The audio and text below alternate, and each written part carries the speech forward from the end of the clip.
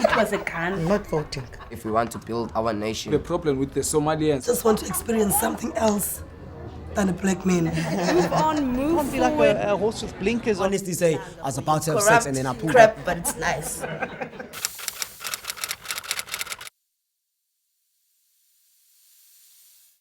Hi, my name is Zikona Matubela. I'm 32 years old. I'm originally from the Eastern Cape, Engcobo. I'm a founder of a business called Streetside Bakery, and I currently live in Khayelitsha.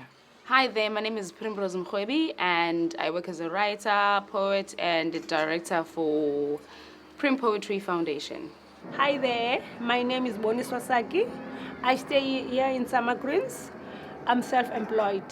Hi, my name is Ngumisa Mkhwebi, and I'm an owner of a Mrs. Beauty Spot in Khayelitsha. Have you experienced gender-based violence? Or do you know anyone who has? And how did it manifest? Just to start with, it's sickening. It just makes me sick that because of your gender, you get overpowered by an opposite gender that is also a human being. It's just upsetting. I remember in 2013, a friend of mine was in a very secretive relationship with a partner, and we just didn't want to go into details about it. Then this one time she came to work with the blue eye, and then we wanted to intervene. What happened? It's going to be okay, it's going to be okay. We've spoken about it. But fast forward, December 2013, we went to hospital, and it was Christmas, exactly Christmas on that day. And we couldn't identify her. We couldn't identify her face. We couldn't identify her head. She almost lost her life. We were so angry and so upset that we had to call her family to intervene. Yeah. Had to call a family from Joburg to come intervene. Imagine the embarrassment of having to involve family in a relationship. But that was the reality, and we were young then, but that was the reality of the matter, that we didn't know what to do. But we knew that this is abuse and this is unacceptable. And the next step would just be her dead. Will be having to be called to identify her body. We just felt like that. Sure. And the thing is that with this whole thing that is happening, we've lost hope, because even when we go to the police station and report crimes like this, they don't take us seriously because they feel that it's something that a man must do to a woman to show you that they love you.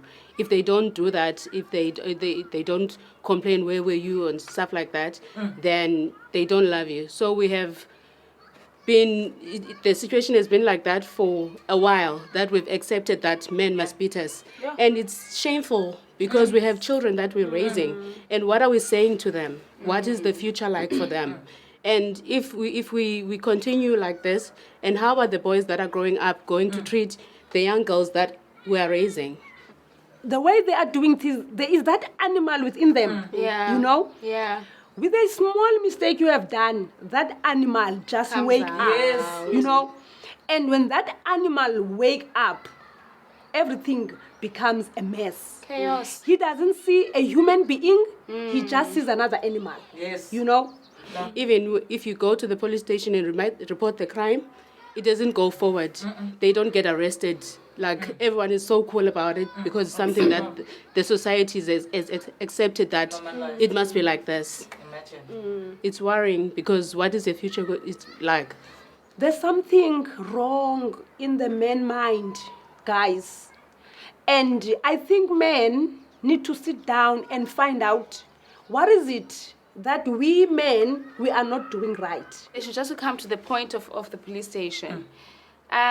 It begins with that language where the policemen are hanging around and they're talking about women. It begins with the language that they use to describe women. So if you come in and you report like a crime that you've been beaten, the first thing that they ask you, is it your boyfriend? Like it's expected. Or is it your husband?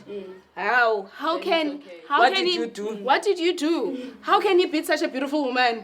How can you beat a yellow bone? Like, what is this? What's wrong with your boyfriend? What were you guys doing? Were you guys drinking?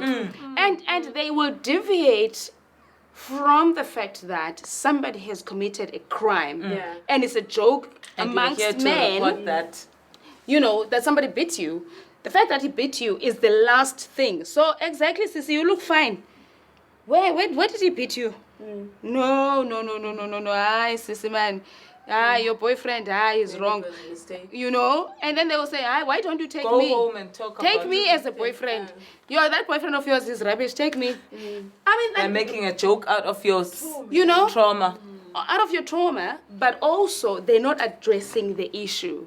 And so it's like a whole lot of things. No, Sissy, go back to sleep, man, and think about it. And maybe tomorrow you will wake up and you know, maybe you would have forgiven your boyfriend. Gone are those days whereby women would keep quiet and not say anything. We as a women, we have the power and the right to stand up and report all this violence that are happening to us. But the problem that we're facing as women, it seems as if the justice is not taking us seriously. How many cases that have been reported and nothing have happened? Yeah. The perpetrators, guys, we see them every day. We live with them. Yeah. And it seems as if what they did to us or what they're doing to our sisters, to them, it's nothing. They will go to the police station, then the next day they are with us. So they will keep on doing the same thing over and over again. So we as women, we feel like the justice in South Africa is not doing any justice for us as women. They're failing us. They're failing us too much. These are the young boys that grow up to become policemen, to become men of states, to become presidents. But the idea that they can disregard women is already so inside their system that they don't understand why you will call them out and say that is so wrong. And for me, it begins with language. Yeah. You know, how do we allow, you know, our male friends to speak badly about other women? Yeah, in Do you know our what I mean? company. Yeah, because someone is like some guys like, show me a cafe, bacho. Do you know what I mean? And that's it. And they laugh about it. And like there are women amongst those things, and then there are women who agree that I also we understand that. And so like we need to call each other out. Yeah, of course. And why is it that like I never understand this? Why is it that men never call each other out? I don't. Also, growing up in the rural areas, the system of men are different from women is a huge thing there. Even the sitting arrangement, say for instance there's a traditional gathering, men will sit on the left, women will sit on the right, and if you dare cross that path and go to the side of men, you have disrespected the whole culture. So it starts there. So the power starts there from them knowing that we're different from women, we're special from women, we carry this and this and this against women. So it all starts there. And the children that are looking, which are us now, which have become the result of what we've seen happening in our homes, we now know that we treat men in a different way. We give them that honor because they're much higher than women. Then that's when we get to allow certain things to happen, like abuse, because you think this is I deserve to be spoken like this by a man because he is much more powerful than I am. Just from the sitting arrangement, nothing has been said. Just from the sitting arrangement that you don't cross this path, it's men's on this side, and where how they sit as men gathering in a traditional ceremony, you find the youngest to get initiated sits in a particular. Like that. Imagine how that can be the hierarchy of respect for somebody. I think the root of this violence amongst men, it's because they think they have power. And if you think of it, coming from what you have said, my sister, if there is a tradition and then women this side, guys will be that side, it all begins from there. Not that we are now saying, no, we're not following our traditions. Yes, we do follow our traditions and we do love our tradition. But for a man to think that now he is the God in the house, it's a problem, you know? What I also think is that it has, since you've said, it's coming from like long ago, because our mothers used to accept the abuse from their husbands, and it was like a normal thing for everyone. And I think now we have grown up and there's freedom, and we are all working, because before it used to be the man that provides for the family.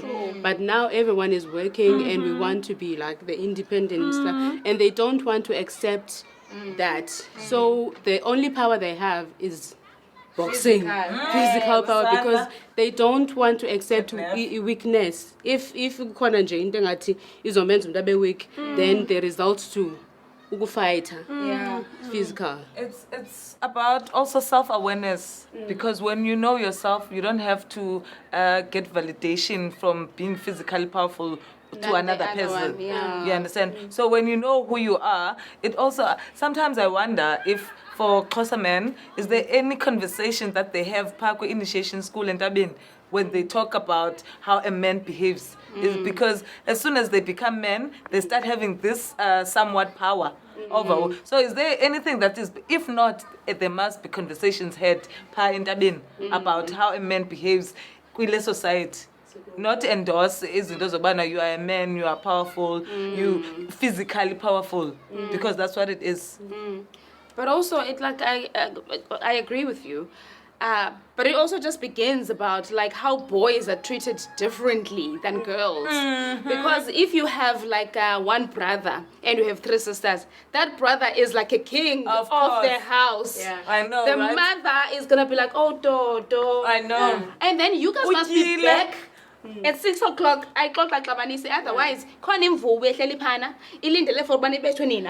understand that? And you know, he can come back at 10 o'clock and then it's fine. We understand that? And also the fact that he can't make his bed, you know, he won't clean his room, and he won't do all these things because all the women around him are like shielding him from irresponsibility. And he can fight on the street and like, you know, people will come and complain about your brother has slapped someone in the face. And then the mother and the father of that house will say, no man, he's a boy. You know, the boys do this. Like, they're boy games. You know, no, he's a boy. Have you never been slept with a boy, you yourself? This is the mother saying to that mother who was coming to complain. Do you know what I'm saying? You've never been beaten by a boy when you're growing up. You are no true man. You. Why are you so personal about children? Boy, it's the manner at which they are treated even before they go to the bush. Also, guys, we need to look at Indobana. How do we? Abuse is wrong. Violence is wrong. How do we participate as women in it? Yeah. Because this other day I was laughing at a text. This lady was sharing a story about. So baxabana so namqhwaba ngempama.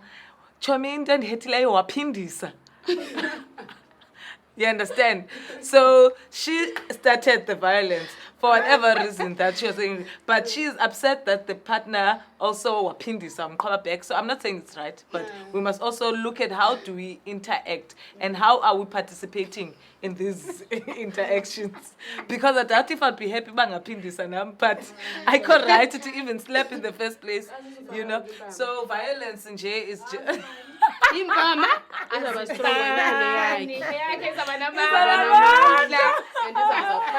exactly. When we play Nilengalo.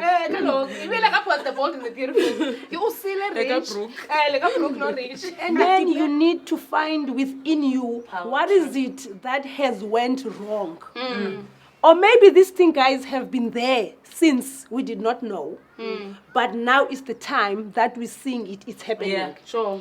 Because if you can take it long ago, this abuse thing does not come now. It has been there, but it has been hidden. But now that it's out, we need to do something about it, guys. No, totally. We need to. Totally.